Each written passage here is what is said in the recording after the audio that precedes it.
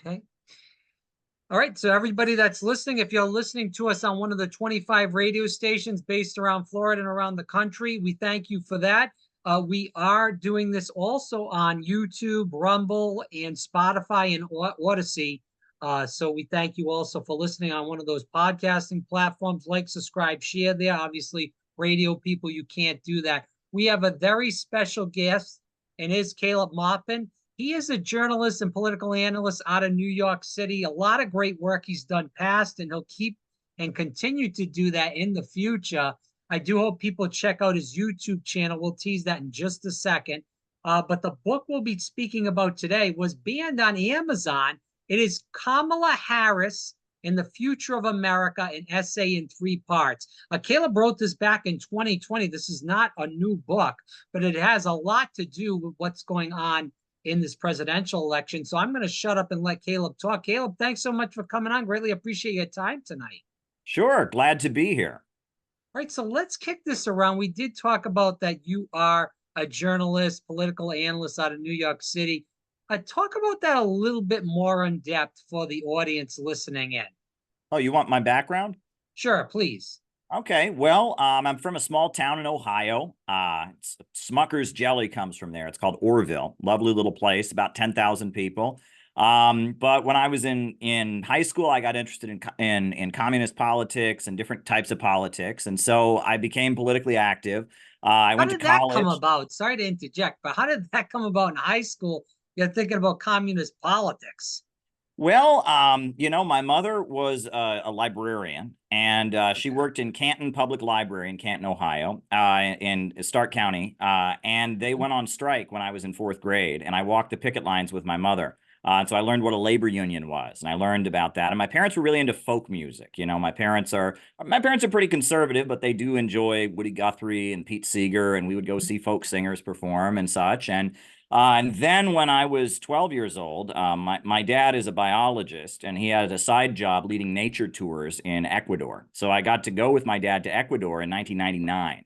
And 1999 was the year that Ecuador was in the middle of a famine. People were starving to death because they had the crash on the Asian markets combined with what they called El Nino had created a food crisis in the country. There was mass unemployment, but they had also sold off their government-owned oil industry. They'd also privatized a lot of services in order to get their IMF loans. And so I'm 12 years old. I get off the plane with my dad, and I see all these starving, desperately poor people. And I had never, I grew up in a small town in Ohio. There were kids I went to school with who lived in trailers, maybe, they were struggling a little bit, but nothing like what I was seeing in Ecuador. That was, we were seeing starving people from the countryside who poured into Quito.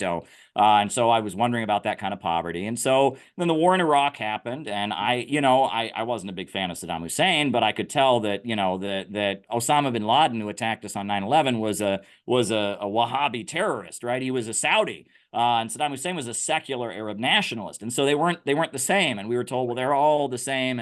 And so I was questioning the wars and such. And so when I was in college, I got involved with a political group, and they worked closely with Ramsey Clark. Ramsey Clark was the U.S. Attorney General under Lyndon Johnson. And he was a big supporter of the civil rights movement and such. And so after college, I moved to New York City, and I worked for the nonprofit that Ramsey Clark set up called the International Action Center. And when the Occupy Wall Street protests broke out, I was Ramsey Clark's spokesperson. And so I represented Ramsey Clark and the International Action Center on international television because they needed a youth, because Occupy Wall Street was a youth thing. And I was in my 20s at that point. And so I became Ramsey Clark's spokesperson.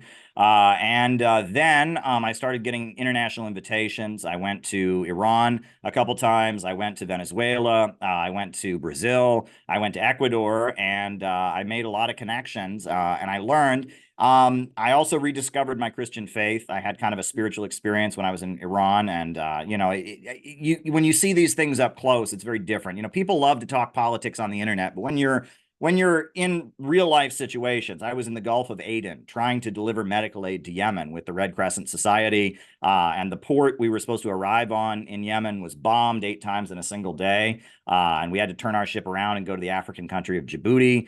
And then when I went back to Iran, they took me to an event where the supreme leader of Iran spoke, and I was the only American in an auditorium where there were 20,000 people chanting "Death to America, Death to America," and I Ooh, just broke down into tears. It was this big moment for me, and so I came back to the United States, and I realized that I have to take all of this very seriously. And the kind of the yeah, woke way leftists are doing things, this kind of silly identity politics, it wasn't going to work, right? That the world is changing. There's a real danger of a new world war, and we have to be serious about it. yeah. So, I was working as a reporter for RT. I had the opportunity to actually ask Donald Trump a question at a press conference, and he called me his favorite reporter, which I thought was hilarious. He's like, "Who's my favorite reporter?" "All right, it's you," and he calls on me.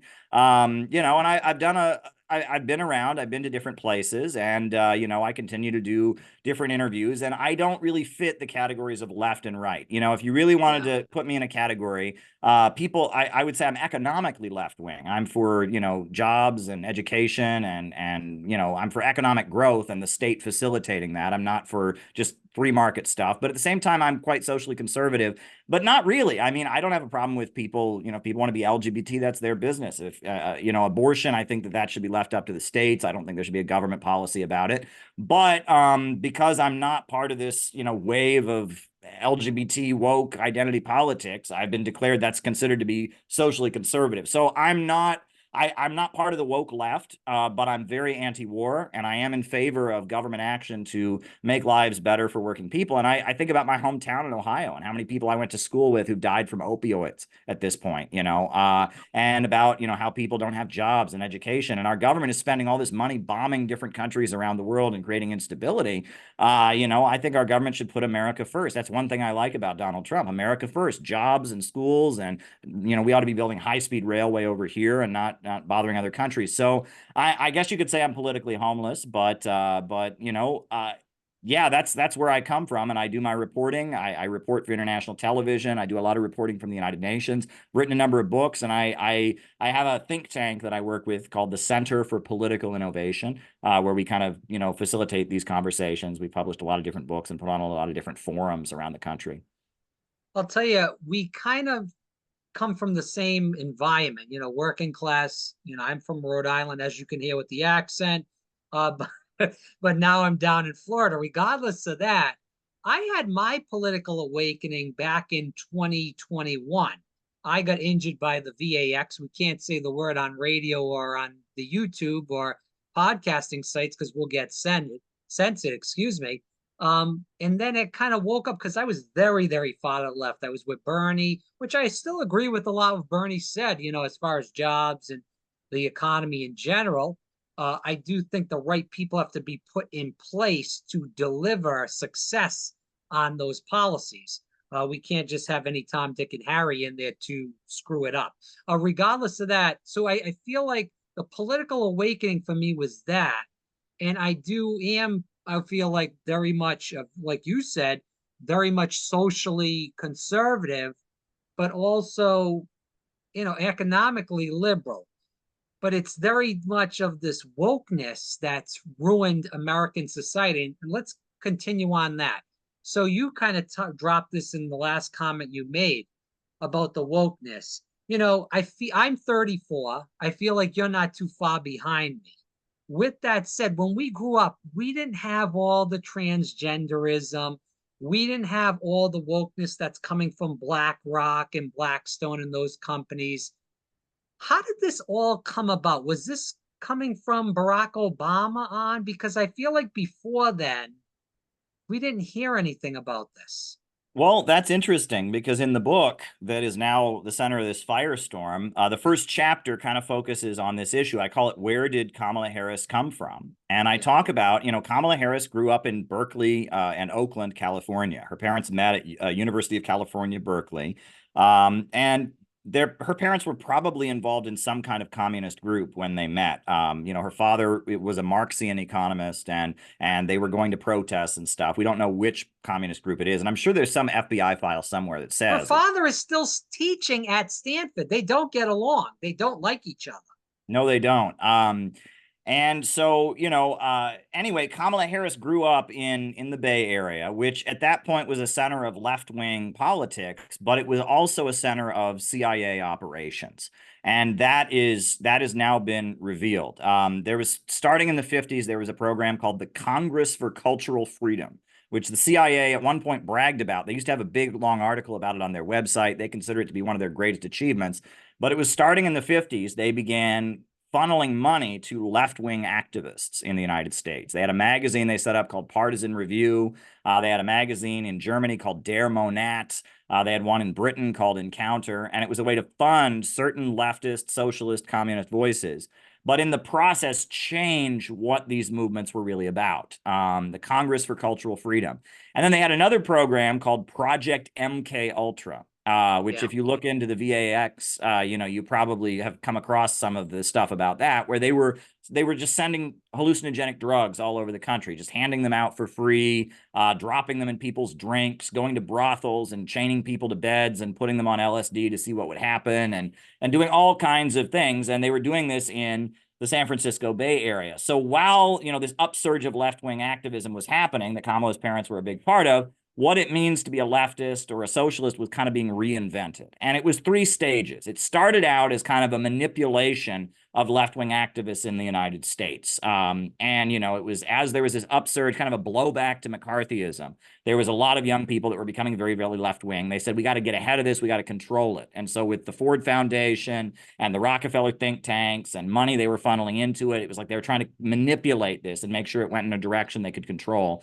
The next stage of it was they took a lot of these young activists and a lot of these people who'd kind of been trained in this kind of liberal outlook, and they sent them around the world. And they sent them especially to communist countries to go there and befriend the next generation. And that all culminated in the color revolutions that brought down the Soviet Union, brought down Czechoslovakia and Romania. And it was kind of, there was a wave of like young liberal people that were not anti-communist, but not anti-capitalist. They were just kind of, they were kind of young, new, idealistic people. They said, we're for democratic socialism, we're for anarchism, we're for this or that, and it was like getting, kind of sinking into the communist countries, and playing up the confusion that existed and ultimately creating chaos. And when the Soviet Union fell, most of the people who marched, to protest, to bring down the Soviet Union, were out there in the streets with Yeltsin.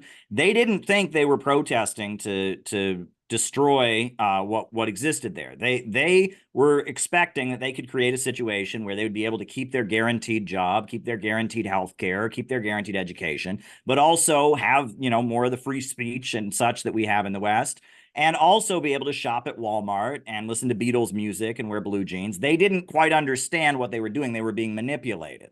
And that what ultimately happened after the fall of the Soviet Union was these countries were just economically demolished. I mean, it was very much a winner-take-all situation, 30% unemployment, all the state assets were sold off to the highest bidder. It was a very huge rise in poverty and drug gangs and the suicide rate. And the 1990s was a pretty disastrous time in Eastern Europe. What made it possible was this kind of new reinvented left-wing politics that started back in the 60s. And then the new stage of it, woke, is that color revolution apparatus being brought back to America. Because the country's in a crisis, living standards are going down, people are questioning the government like they never have before. And so they've brought that whole international apparatus of kind of liberal activist folks, they brought them back to the United States to try and secure and lock down the country with their grip on power. And that's what I would argue, that's where wokeness came from. And that's really what the first chapter of the book kind of talks about. And I put the rise of Kamala Harris in that context. Yeah. And I want to go into the book deeper, but the last question, because we have a lot of people, just to end on wokeness, and then, like I said, we'll go into the book. Sure. A lot of people are standing up against the wokeness. I'm in Florida, I'm in the Orlando area. There was a big problem with Disney. Obviously, Governor DeSantis, I'm proud to have him as a governor, has really stood up against all the nonsense gobbledygook that Disney's done, and also the school districts around the country, the Don't Say Gay bill. We could talk about that too as well.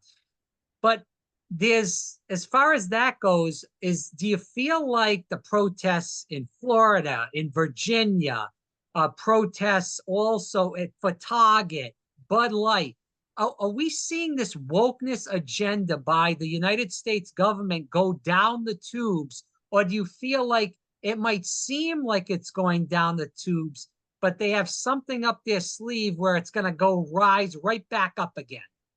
I think people are tired of wokeness. I think it's on its way out, and they're almost planning to try and take control of the blowback that's coming right now because people are so tired of this. Everyone is tired. Kids are tired of being canceled in school. I see, we talk about cancel culture and all of that. Young kids are they get ganged up on Facebook and all of that. I mean, it's destroying the mental health of our young people.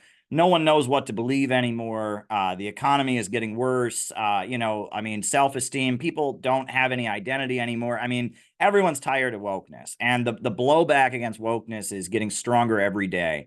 And I think I think Kamala Harris is going to lose the upcoming election. I think Donald Trump is going to win. And I think that there's going to be a big effort to try and control the anti-woke blowback that's coming because it's inevitable. People just can't stand it. People don't like the way our culture is going. People don't like this atmosphere in our country that's very pessimistic, where we don't believe in our future, where we're all at each other's throats and fighting with each other online all the time. Where we see our neighbors as our enemies. No one likes this. No one likes this. And it reminds me a lot of 1979. Jimmy Carter, it was a very similar atmosphere in the country. And what happened? You got the Reagan Revolution. Now, Reagan, I think, did a lot of things as president I didn't particularly like, but he captured people's energy in response to a very dark, pessimistic, destructive atmosphere that Jimmy Carter created. And then you remember that famous Morning in America ad. That's how he got reelected is people want to love their country. People want to love their community. People want to feel good about the next generation. And that when, leftism is attached to this very pessimistic and destructive and vengeful mindset, it can't go anywhere good. Listen, I'm so glad that I woke up. I'm so glad that I'm not registered as a Democrat anymore. Again, not to say that I would never vote Democrat again, but it's just to prove a point that, it's just disgusting what's going on in the country. Again, for people listening, Caleb Maupin, it is Kamala Harris and the Future of America, an essay in 3 parts. We're going to move on to the book. So let's drift back, Caleb, to 2020. Joe Biden, Bernie Sanders, Elizabeth Warren, Kamala Harris. When Kamala Harris comes on the struggling with words and fumbling, I sound like Joe Biden right now. When Kamala Harris comes on the scene, Caleb, it seems like she's hot and she rises up very quickly. Is that why you chose to write the book about Kamala Harris back in 2020? Well, I actually chose to write it because I met someone who had worked with her father academically, and he Okay. told me about her This was at father. Stanford? Yeah, I mean, he didn't work with him at Stanford. He worked as an academic, and they Okay. interacted as an academic. And he told me about who Kamala Harris's father was, and that really surprised me. And then when I looked into Kamala Harris's record and what she did as prosecutor in California, which is horrible, I thought there's a story here. And then her connections with the Hillary Clinton State Department and what was revealed about the divisions within the Obama White House and what went on and all of that. And then when Tulsi Gabbard delivered that epic political knockout in the 2020 debate, all of that, I had to write this book. And so when she became the nominee, I started writing and I churned this book out. I had done all the research. I had been doing the research for months. But when she got the nomination, boom, this book came out. The publication date was August 31st, 2020. So it's not a new book. It's been out there for 4 years. Very interesting that they chose to remove it on the very day that Kamala Harris becomes the presumptive nominee. Like it was on a list of things they didn't want out there when they were making their big push. It's rather amusing. So talk about how that all happened. How did you find out? Go deep into that. Right. So, the book had been for sale for 4 years, and I sold a total of 595 copies in that time. Not a huge bestseller. I mean, it got some circulation. A newspaper in Britain, a daily newspaper called the Morning Star, reviewed it. Some newspapers in India reviewed it because I report for RT, and RT is viewed in India very widely among English speakers. It's one of the popular TV networks because India and Russia are close, and also Kamala Harris's mother is from India. And her niece currently lives in India and runs this nonprofit that's trying to work against the government of India and says the government of India oppresses Muslims and oppresses women and stuff like that. So they're interested in the topic over there in India. So it got reviewed in India, got reviewed in Britain, not too much of a buzz over here, whatever. So it's been 4 years. And then, Sunday, July 21st, Joe Biden steps down. He's not going to run for another term. July 22nd, the media just goes into overdrive. It's Kamala. She's the presumptive nominee. And at 7:26 p.m. Local time, I received an email from Amazon saying that there was an issue with the cover of the book. And I thought that was odd because the cover was designed specifically for this book. The cover designer's credit is named on there. There's a guy named Arthur Porter, who's a friend of mine in Arizona.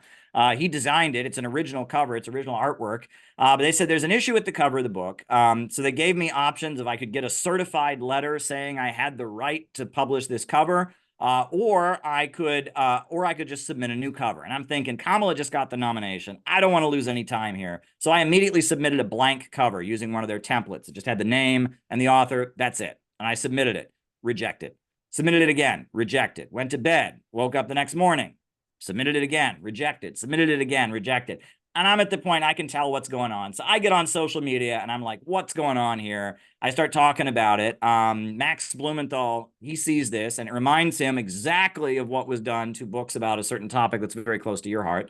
Max Blumenthal speaks up, and then Jimmy Dore is speaking up, and conservatives like Candace Taylor and Georgia are speaking up, and leftists are speaking up, and George Galloway is speaking up, and pretty soon it's creating a firestorm. So I put the book up on Lulu.com, which is like an alternative site to Amazon. And it's selling like crazy because people want to know what is in this book that Kamala Harris's team doesn't want out there. So then Thursday, I start getting people tweeting at me like crazy that Lulu will not process their transactions. They're trying to buy it on Lulu, and every time they try to buy it, it says that we can't process your credit card. So I had a couple friends try to buy it on Lulu, same thing. The credit card just won't go through, the PayPal just won't go through, you can't buy the book. So I put it up on a website called Gumroad that just sells the PDF file. And so I started selling the PDF file. And so all through the weekend, I'm selling it on Gumroad. I'm going on different shows and talking about what happened. And then Monday, with no explanation, I get an email from Amazon, a form email. Your book has been published by Amazon.com.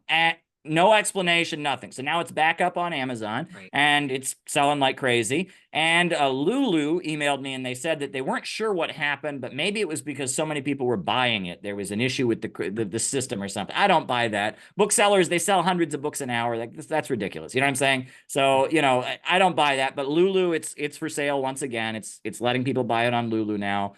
People are still buying it on Gumroad, buying the PDF. And so it's out there and it's getting a lot of reviews and a lot of people are reading it and they're saying it's very enlightening. And let me be clear, my book is not just like some bland hit piece on Kamala Harris, right? I didn't just throw everything with the kitchen sink at her. I would have been bored doing that. I wrote the book to make some specific political points and use the life of Kamala Harris to really examine where our country is going, what politics means, why left and right is so confusing in our time. That's what the book is about. And I hope people enjoy it. I want to go a little bit into 2020. Again, Joe Biden gets the nomination. Bernie Sanders is ahead. He should have won the nomination. Pete Buttigieg drops out. Klobuchar, all those people drop out. They endorse Biden. Obviously, we know Elizabeth Warren stays in. With that said, Elizabeth Warren takes votes away from Bernie Sanders. Joe Biden cleans up Super Tuesday. It's game, set, match with COVID coming on the scene then too. And then, all right, Joe Biden is looking for vice presidential nominee. I know you write deep about that. I know he was, and I've read a lot of books on this subject in election 2020. And Joe Biden was very fond of either picking Elizabeth Warren or Amy Klobuchar as a type of VP that he liked. Instead, he goes with Kamala Harris. Talk to us about what happened there. Well, that's very interesting. And that is a drama that people just kind of have swept under the rug. But the more you look at that, Joe Biden did everything he could to not pick Kamala Harris. So Joe Biden, he's the presumptive nominee. He's won the primary and he announces he's going to pick a VP and he sets a date. And later he announces it's going to be a woman of color. And so it's going to be a woman of color. And then Kamala Harris goes around to all the talk shows and she does an abominable job. I mean, she goes on with Colbert And Colbert asks her about how she basically called, Joe Biden a racist during the debate. And she's like, it's a debate. It's a debate. And just laughs it off. It's like, oh, you lied in the debate. That's great. Oh, it's okay to lie because it's a debate. I mean, it's just a horrendous thing. But regardless, a number of publications come out and say it should be Kamala Harris. The date that Joe Biden says he's going to pick his presumptive or his VP candidate comes and passes. No one's named. So then out of the blue, the media starts talking about Karen Bass, who's now the mayor of Los Angeles, and it starts bringing her up and saying that she might be a good choice. She's kind of unheard of. She's in the House of Representatives at the time.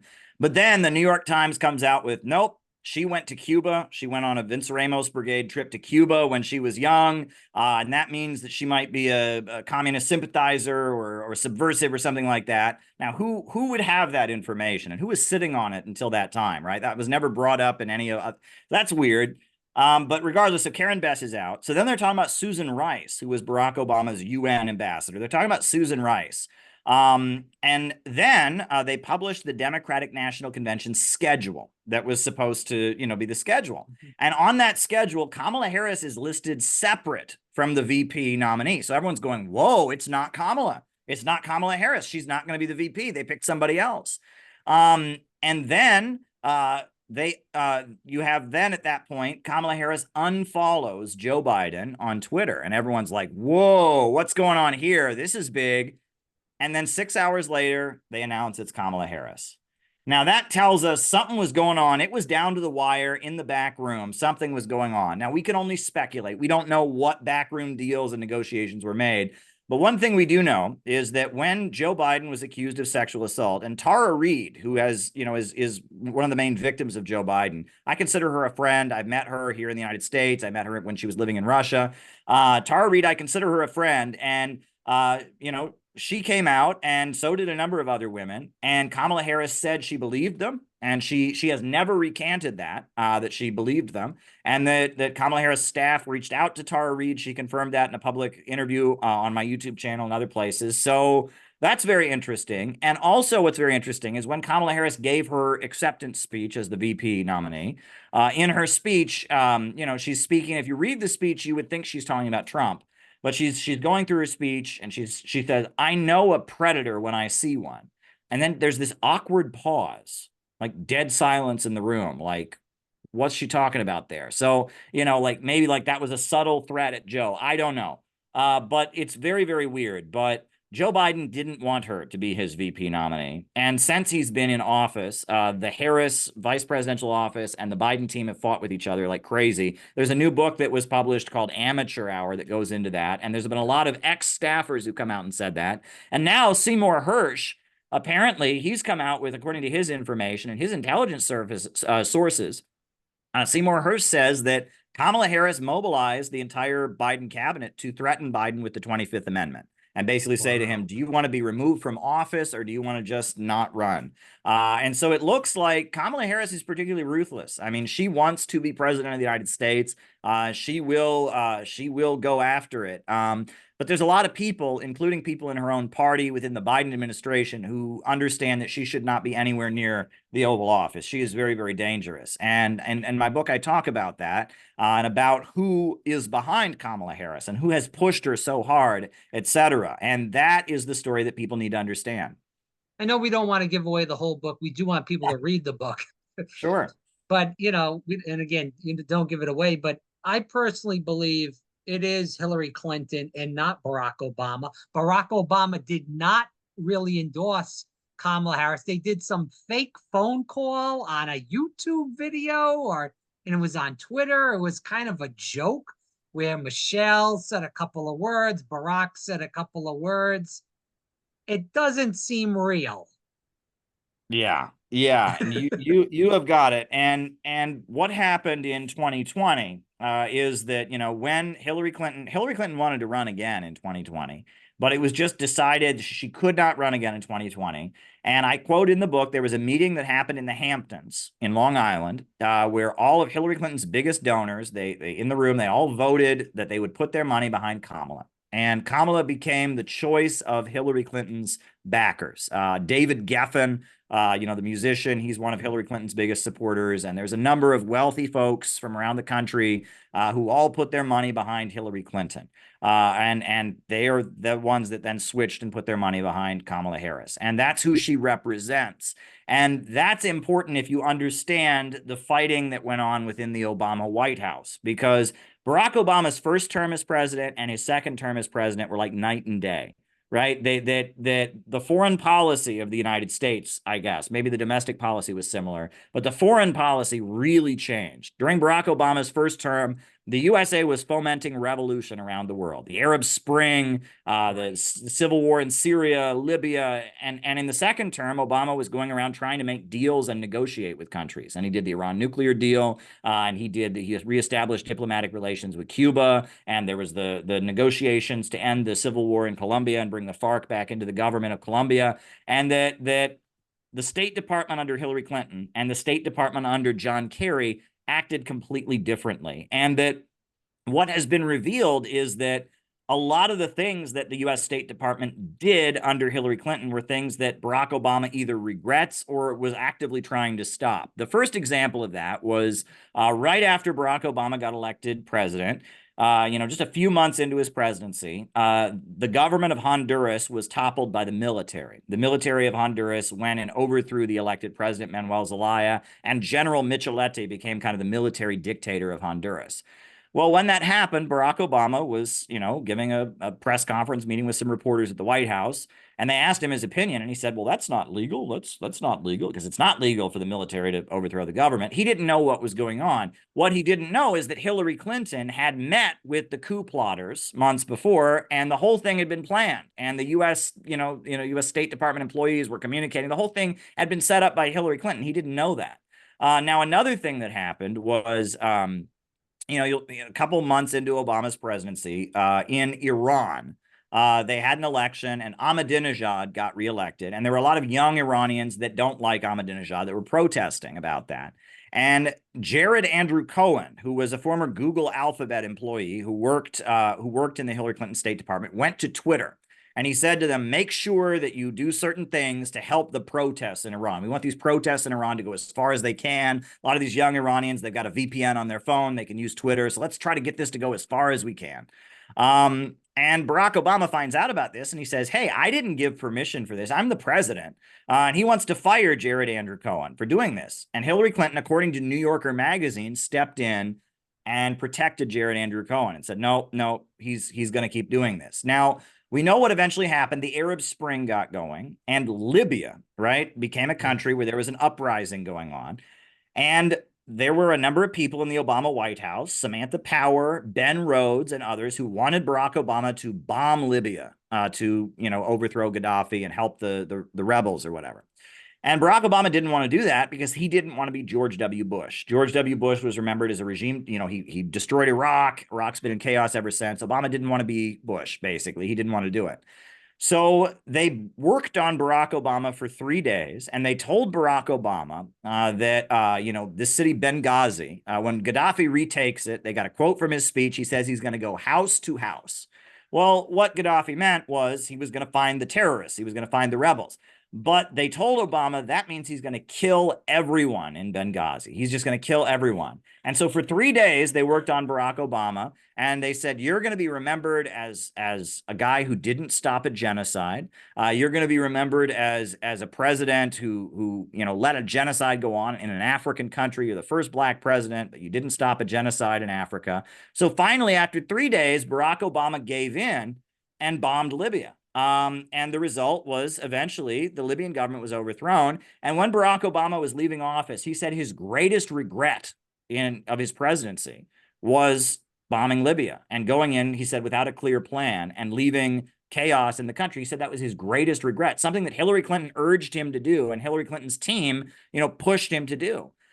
So that goes right there to tell you there were differences between Obama and Hillary Clinton. And that's why Obama is not a huge fan of Kamala Harris. That's why Biden didn't want to pick her. She represents, the Silicon Valley regime change apparatus, the people that want permanent global revolution to bring chaos around the world. That's who's behind Kamala Harris. And it looks like the Democrat Party at this point, among the mainstream of the Democratic Party, we're not talking about Bernie Sanders, we're not talking about, you know, people on the fringe, we're talking about like the people at the top of the Democratic Party, the mainstream. There's two factions. On the one hand, you have people like Joe Biden. Joe Biden, his parents, his father was a big political leader. He's been in politics his whole life.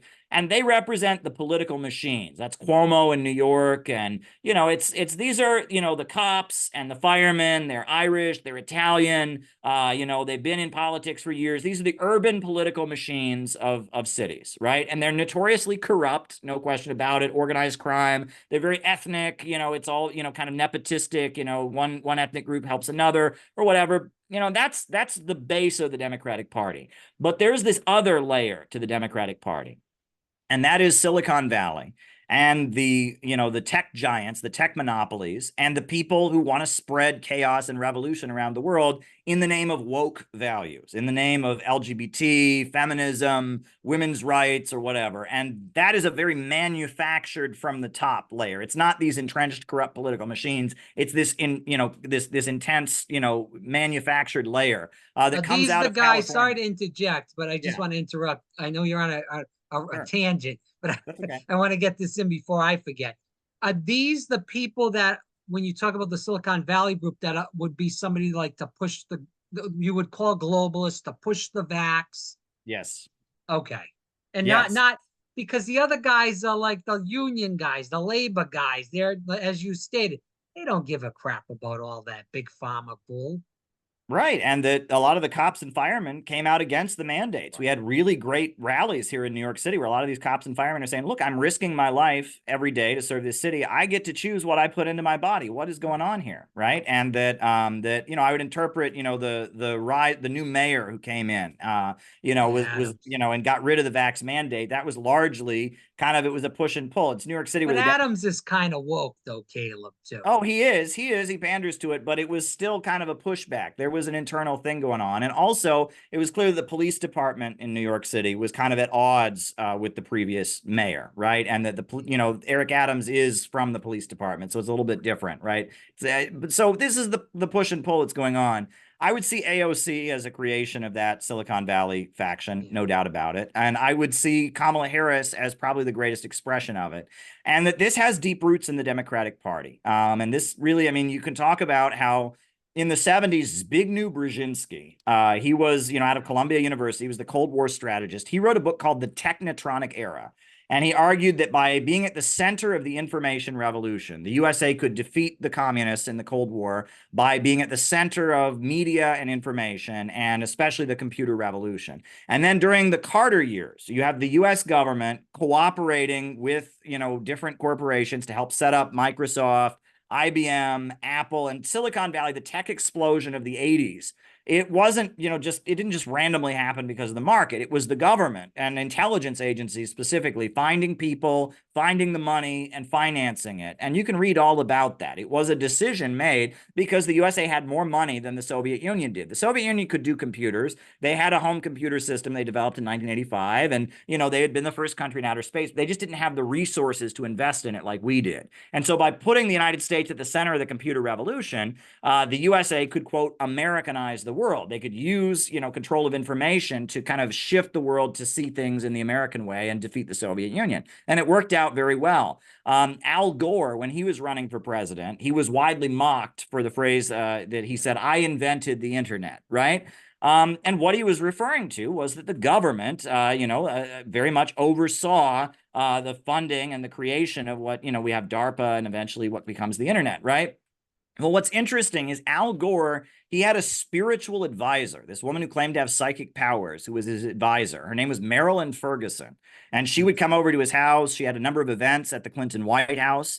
And Marilyn Ferguson, who was this weird, you know, occult mystic, you know, person, very close to the Gore family and doing palm readings and the whole nine yards. Well, she wrote a book in 1980 called The Aquarian Conspiracy. And if you look at this book she published in 1980, The Aquarian Conspiracy, It's all about how there's this new movement that's rising around the world, and it's not pro-communist, but it's not anti-communist either. It's just about awakening people, and that there's going to be this huge awakening, and we're going to bring the world back into balance with Mother Nature, and we're going to reduce the population, and we're gonna change everything, and then hallucinogenic drugs are going to be a big part of it, and all kinds of weird, mystical, pagan, occult stuff is going to be part of this, and we're going to save the world, with this Aquarian conspiracy. The age of Aquarius is what she calls it, or whatever. That's Marilyn Ferguson. And Marilyn Ferguson, in her book, she specifically says ground zero for her movement she's trying to create is California. And it's the Stanford Research Institute. That is going to be the Stanford Research Institute is the most important thing. Well, the Stanford Research Institute is the center of a lot of these weird CIA programs that I talk about in the book, and that where they came out of there. And that Stanford Research Institute was very key in helping set up Silicon Valley and all of that. And that if you look at, there are different factions within our intelligence community. A lot of the CIA people come out of Indiana. Right. For example, Indiana, that's where you find a lot of the more conservative elements in the intelligence agencies. Pete Buttigieg, he was mayor of South Bend, Indiana. Amy Coney Barrett, the Supreme Court justice, who's a conservative, and, she's also out of South Bend, Indiana. And that, the university there in South Bend, Indiana, is, that's considered a primary CIA recruiting place, a place they do research, but they're conservatives. They're Republicans there in Indiana. But the California wing of the CIA, that's the liberal CIA. That's the liberal intelligence agencies. They're in with Stanford Research Institute. They're in with Silicon Valley. And that is where Kamala Harris is cooked up. She is a product of those folks. And those folks very much believe there are too many people in the world. And they want chaos and instability. And when Trumpers talk about globalism, this is what they're talking about. They're talking about these folks, the tech monopolies, not Elon Musk, but Bill Gates and Melinda Gates. And there's a think tank in DC called New America. Sometimes it's called New America Foundation. The lead thinker of it is a woman named Anne Marie Slaughter, who was one of the key advisors to the Hillary Clinton State Department. And that's who is behind Kamala Harris. And these folks, what they did with their Arab Spring that they pulled off in 2011 was a disaster for the world. Libya, the most prosperous country in Africa, was destroyed. Millions of refugees, people fleeing on rafts trying to get into Europe. There's a slave trade over there still to this day. Absolutely. And Syria reduced to civil war, and ISIS, the terrorist group, emerges out of that civil war. And we've seen the horrible things that ISIS has done. And I mean, what the Hillary Clinton State Department did in terms of putting us in danger from terrorism, and in terms of creating a refugee crisis, in terms of bringing us to the brink of World War III with Russia or China, that would back up Syria or back up one of these countries that was destabilized. It was a disaster. And my feeling is the reason that Tulsi Gabbard used her limited time on the debate stage to go after Kamala Harris is because she represents a faction in the Pentagon that doesn't want another Arab Spring, because they don't want the results in terms of terrorism and refugees, et cetera, that we saw under the Hillary Clinton State Department, right? And that Tulsi Gabbard, she's active duty U.S. military, and she is very much opposed to Islamic terrorism and such, and she's a lot like Michael Flynn. Michael Flynn was Trump's first national security advisor. And, Michael Flynn, he ended up getting ousted from being Trump's national security advisor because he was talking to Russia. Well, why was Michael Flynn talking to Russia? Well, Michael Flynn wants to fight terrorism. And, Islamic terrorism is something that Russia's been dealing with for a long time, right? Since the 80s, Russia is very good at tracking Islamic terrorists. The Zarnev brothers who blew up the Boston Marathon. Right? Russia had warned the American government about them, and had found them on the internet in web forums talking about what they might do. And they went to the American government because they're from Chechnya. They're Chechens, right? And the Russian government is constantly monitoring Chechen extremists who might, do terrorism. They had a big problem in the 90s with Chechen Islamic terrorists. And so Russia is very good at tracking those networks. And so Michael Flynn and Tulsi Gabbard, they say, rather than making an enemy out of Russia, and rather than trying to overthrow the Syrian government, why don't we work with Russia and their friends like Syria to make sure we don't have any more 9/11s? That's their perspective. And I think there's a lot of people in the government who feel that way. And that is the division among our elite. There is one faction that just wants permanent global revolution for their own reasons. And there's another faction that, again, for very normal reasons, are just saying, no, let's not let's not do that. Let's keep Americans safe. Let's have some stability. Let's not have chaos. And I think that that's the division. So, Caleb, are you saying that Hillary Clinton was running basically the country mostly for the years that she was the first 4 years? Because it seems like she has the power, at least over maybe not domestic policy, but at least the defense of the She country. She was running the State Department, and she was doing things that Barack Obama was not comfortable with and did not approve of. And Barack Wow. Obama was trying to restrain her. And New Yorker magazine published a very good expose about that I quote in the book. I mean, this isn't according to me. This is according to the New Yorker, Sure. that this was going on behind the scenes, and that, there's been emails that were leaked where Hillary Clinton said the idea of an all-out Sunni and Shia war in the Middle East between these two religious groups might be good for Israel and might be good for America. That's outrageous. Could you imagine how many people would die if the Sunnis and the Shias just went at each other in the Middle East? And, Not even that. I You mean, got to worry about nuclear weapons. I mean, this is scary shit. Gonna have to beep that out, but yeah. it's crazy. Yeah, absolutely, absolutely. And that, it's very clear that Hillary Clinton's faction, they are this kind of slick manufactured Silicon Valley revolution faction. And that a lot of the Democratic Party isn't comfortable with it. And that's why I think you noticed the reluctance from Obama. Obama's not out there campaigning for Kamala. I haven't seen him doing that yet. I mean, they may convince him. We'll see what happens at the convention. But Kamala Harris has gotten a lot of support from certain people, but certain Democrats are keeping their mouth shut because they know that she's just potentially quite dangerous. And also, there's what's come out since she's been in office about how people can't keep working for her, about the staff who quit and the toxic atmosphere in the office, the bullying, the verbal abuse. I mean, she is. You want to talk about a prima donna. You want to talk about somebody who would be not fun to work for. That's Kamala Harris. Like, this is all like there's got to be so many people who just have worked behind the scenes in the Democratic Party, in the Capitol Hill, and the Biden administration were saying, this can't happen. This just can't happen. How is this being allowed to happen?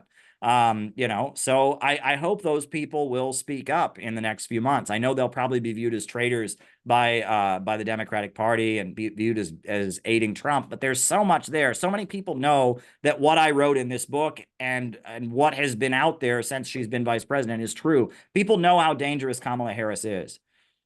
I know we're winding down the interview, and you are so valuable, so much information here that people need to listen and watch this twice. But let's dive a little deeper into this. Last question on Hillary and Barack Obama. Who is running the Democratic Party right now? Is it the Obama faction or is it the Hillary faction? That is a good question because it looks to me like the Hillary faction is running things.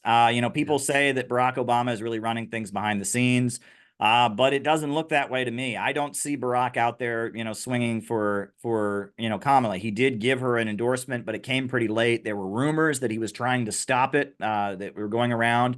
But now it seems that, they have had the vote. Kamala will be the nominee. We're not going to be having a convention. We'll be having a coronation in Chicago. But right now, I am raising money on GoFundMe to make sure that 1,000 copies of this book are distributed at the Democratic convention. I've got volunteers, and we're ready to get 1,000 copies to just distribute on the streets of Chicago. We have a new edition of it, and we want to get as many people to know the truth about Kamala Harris and who she really is as we can. I do want to throw this out there. I do need to point this out because I don't know what exactly happened, why they chose to remove my book. I'm glad it's back up there now. That's kind of a relief to me. But I don't know what shoes are going to fall. But let me just say this. I do work for RT. I have been to Russia a number of times. I've met the Russian president. I respect him, as an important world leader. But no Russians had anything to do with this book, okay? I wrote this all by myself. And if I had gone to the Russians that I do work with in my job as RT and said, hey, do you think I should do this? They would have said no. They would have tried to stop me. I can almost guarantee you that. They would have said, don't rock the boat. Don't go offend, this very prominent uprising Democrat. So this is not a Russian conspiracy. I'm sure that will be the line if they try to make a bigger deal out of this. I think at first they were hoping it would just kind of go away carefully, and then it blew up, and they realized they kind of drew more attention to my book. So now I assume they'll just ignore it from here forward. But I don't know what could happen. But if they're going to try to tell you it's a Russian conspiracy, they are wrong. I want to go into some quick audience questions. They're talking about Kamala Harris as the DEI hire. I mean, we've already went through this. I mean, that's factually correct. It might not be politically correct, but it is factually correct. What is your opinion on this? I mean, it's kind of self-explanatory, I It's guess. worse than that. I would say it's Okay. worse than that because, one thing I didn't touch in the book, and I saw it many places, but I thought you just don't go there. But now that she's the nominee, we can just acknowledge this. You know, Kamala Harris, the way that she rose up the ranks as prosecutor in California, the way she rose up the ranks was that she was the mistress of Right. Willie Willie Brown. Brown. Yeah. Yeah, Willie Brown, the mayor of San Francisco, was married, but he had a girlfriend, some arm candy that would go to nightclubs with him, and it was a young lawyer named Kamala Harris. And many people noted that he did a lot of favors for her, et cetera, because she played that role for him. And that Willie Brown is also kind of a shady figure. Willie Brown, he started out his career in San Francisco politics. He was the pimp lawyer. If a pimp or a prostitute got arrested, word on the street was, oh, get Willie Brown to represent you. He'll get it all dismissed. And he was the pimp lawyer. So, we think about that world and human trafficking and all the stuff that goes on in that world. Willie Brown is certainly not an admirable figure, and he's the one who created Kamala Harris. And he also did not want her to be the VP. He was one of the people speaking up and saying, no, no, she'd be good for the Supreme Court. She'd be good for Department of Education or something. Don't make her VP. So, process Wow. that, if you will. Yeah, that's very intriguing because I never heard that before as far as him speaking out against her. I would think that he would speak for her because he would want to keep rising up with the power. So can we talk? I know we've all heard this online about Joe Biden dropping out, Caleb, and we all, well, at least I should speak for myself. I watch all the speeches, Trump, Biden, all the speeches going on right now. And Joe Biden did many speeches after the horrendous debate. And he said, I'm not dropping out. I'm not dropping out. I'm not dropping out 100 times. What do you feel like happened there? Was it just that 25th Amendment deal that kind of sealed the deal? Or were there other things you feel like could have happened behind the scenes? Because it seems like you know the players more than probably anybody listening, I would think. Well, I believe Seymour Hersh because the fact that it was so over and over again, I would make sense for Biden to say, I'm not dropping out once or twice before dropping out. That would make sense, right? Yeah. But it seemed like he was adamant. And we saw the tweets from Obama. We saw the tweet AOC, Biden will be the candidate. Everyone was adamant Biden will be the candidate. And then he wasn't. That took some decisive action. So when Seymour Hersh says his inside sources say it was the 25th Amendment, I believe him. I think that makes sense because how could everyone, the whole Democratic Party, have been saying it will be Biden and then not like that? That Yeah, looks but to me. again, just to interject, Caleb, Biden hired all these people in the cabinet. How does Kamala have as much power, or more power, we should say, than Biden over these cabinet members? That's the real question. And here's another question: why did they have a debate in June? Right. They wanted to push him out.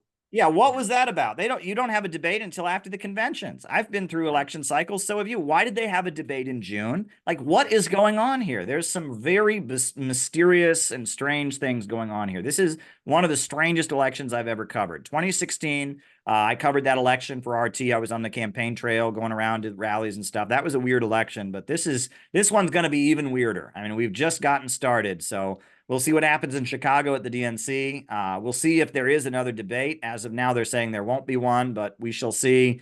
There's what happened to Trump on July 13th, which everyone still has questions about, which the media response was even weirder. The fact they wouldn't call it an assassination attempt. You saw CNN said Trump fell. He fell, But and why were all the media there? It Yeah. was just a regular Trump rally. The New York Times was there, CNN, MSNBC, all these big media companies were at that specific rally. Why were they there? When they wouldn't carry a speech for Trump that he would do in 2020 because they said it was misinformation. Yeah, the whole thing is downright bizarre. So I think there's a lot going on, but we shall see what ultimately happens. My personal opinion is that anything would be better than Kamala Harris. I was critical of Trump, and honestly, I'm more critical of Trump in this book than I would be now. If I'd written it now, I would be much more sympathetic to Trump, because I feel like, Trump, now that we know some of the details of what went on in the Trump White House, and how John Bolton and Trump disagreed and stuff, I actually have a more sympathetic opinion of Trump than I did at the time I wrote this book.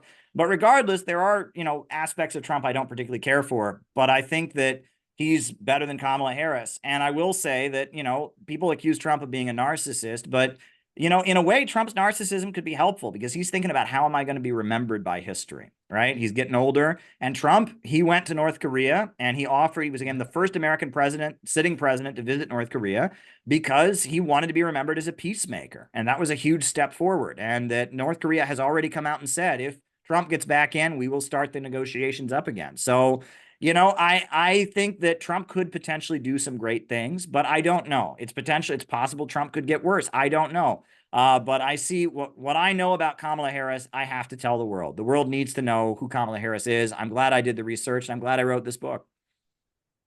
Lastly, as far as this last audience question, J.D. Vance, you're from Ohio. He seems like a working class guy. Seems like he's, pretty on the ball. He's got some kind of moderate policies. He's also got a lot of conservative policies. What's your take? Well, I appreciate J.D. Vance, and he wrote this book, Hillbilly Elegy, which it's complicated, and in some cases it could be an argument against the welfare state and such. But at the same time, he's kind of highlighting the silent, forgotten majority, right? When that there are a lot of white people in this country that are low income. Joe Biden, when he was on the stage, one of the quotes from Joe Biden, he said, "Poor kids are just as smart as white kids." And that was one of his flubs, but it points to the fact that, according to liberals and woke people, there are no poor white people. Well, Appalachia is full of poor white people. The South is full of low-income white people. Go to Oklahoma, go to Alabama, and those are people that are forgotten. While it might be trendy to talk about, the hardships that the Black community goes through, and I don't want to belittle those hardships at all, there is a layer of people that are forgotten. And J.D. Vance, his background is someone who highlighted that. Now, I know he comes out of Harvard, and I know he comes out of the Ivy League schools, and that, he said things about different foreign policy issues I disagree with and stuff. But the fact that he's become the VP, I think, is a sign that there's an understanding on the part of some people in the Trump camp that things for certain sections of the population have to really get better, right? That the economic suffering that Americans are facing, Americans of all races, has to be addressed, and that just talking about it in terms of this woke identity politics, that's not going to cut it, right? And that's what's so powerful about the Bernie campaign, right? As Bernie was talking, he wasn't talking about white privilege. He was talking about the 1%, the very, very rich, versus everybody else. And I think that Trump kind of appeals to those sentiments too. He doesn't understand it the same way Bernie did, but that's everywhere you go in this country. People realize this country's run by a rich elite that doesn't care about us. And I want people to understand that it's that rich elite that is pushing for wars around the world. And ultimately, the future of America is us coming together and saying, we got to break our country out of the rule of these big banks and corporations. We got to have a government that works for people. We got to have a government of action that fights for working families. That's what I believe in. We'll end there. Again, Caleb Maupin here on Fire Breathing Rob. Caleb, thanks so much for coming on. So much information, a wealth of information. Before you go, can you just tell the audience where people can find you? YouTube, the website, the book again, tease it. I know you have other books too, if you want to tease them too. Well, right. Well, my book is called Kamala Harris and the Future of America. It's now back up on Amazon. They changed their minds, and it's wherever books are sold, Lulu, etc. I have a website, calebmaupin.net, CalebMaupin.net.